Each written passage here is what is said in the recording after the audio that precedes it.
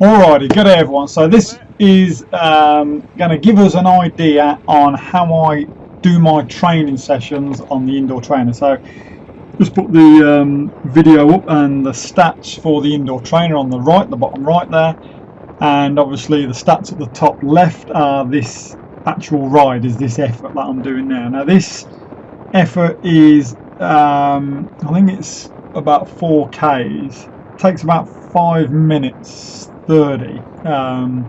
Actually did a personal best on this today, so it took me 5 minutes 30 to do the whole section on the ride.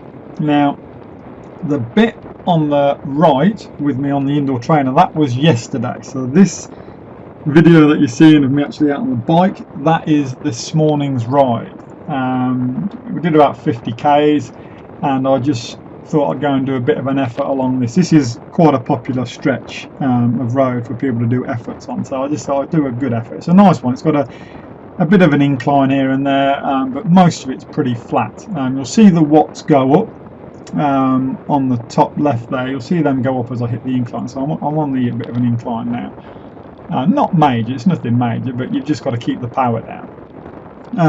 Now the indoor trainer session that you see, as I say, that was yesterday. Now what I did was I just sat at around about that 280 to 290 watts for that entire session, and it worked out. I think my average watts, I did a 20-minute session, the average watts worked out at 280, I think 279, something like that. Now this particular section here on the bike ride, for this particular effort, my average watts were 291, so it's pretty close to what my effort was on the trainer. And this is why I do my training in this sort of way.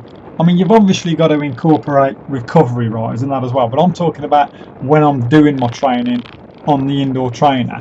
This is pushing me on my upper limits for the amount of time I'm doing. So I knew that this section of the ride would only take me around about 6 minutes. I think 6 minutes is the best I've done it in before, so I did it in 5 minutes 30 today. So I knew that I could hold that 280 watts, which is what I'm doing. As you see the watts on the top left, actually out on the bike ride, I'm just sitting around about that high 2s to very early 3s, so I'm not blowing up too much. Where it goes up to 350, that's because I'm on an incline and I just want to keep the pace going. So that's why they were going up a little bit there, and the bits where the watts come down is because it's just a slight bit of a downhill. Nothing major, but even the slightest little bit will reduce your wattage.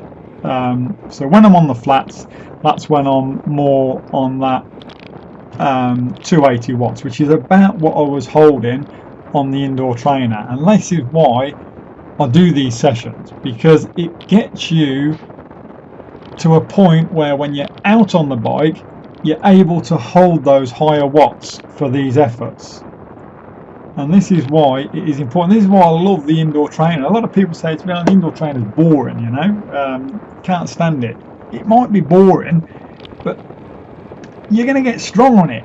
That's all there is to it. You are going to get strong on the indoor trainer. If you're working to your watts on the indoor trainer and you're holding those upper limits, you're going to get stronger on that on the bike, and you can transfer those efforts you're doing on the indoor trainer to being out on the bike.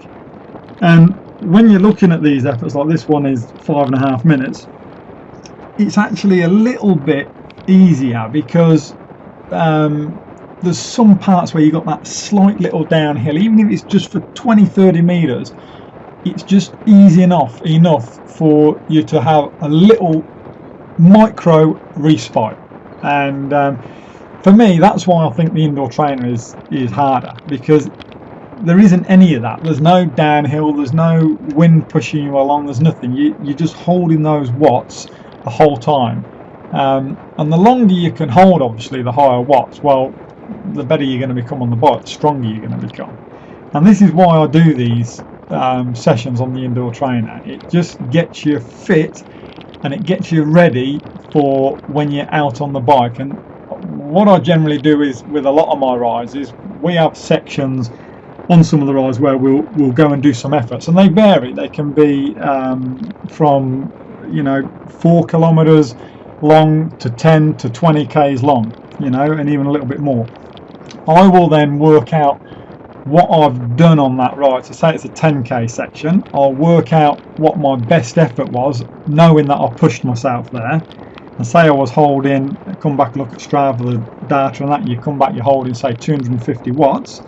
What I'll then try and do is hold 255, 260 watts for that 10 kilometers, or if it works out to 20 minutes, work it out in time.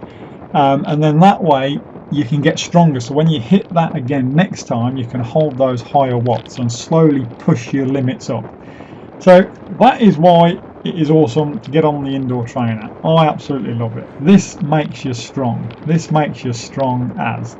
Average speed along here was a bit over 40 k's an hour for the whole section, and as I say, the average weighted watts was 291, which worked out pretty close to my indoor trainer session. So definitely worth doing these high intensity workouts on your indoor trainer, because it definitely works for you when you're out on the bike.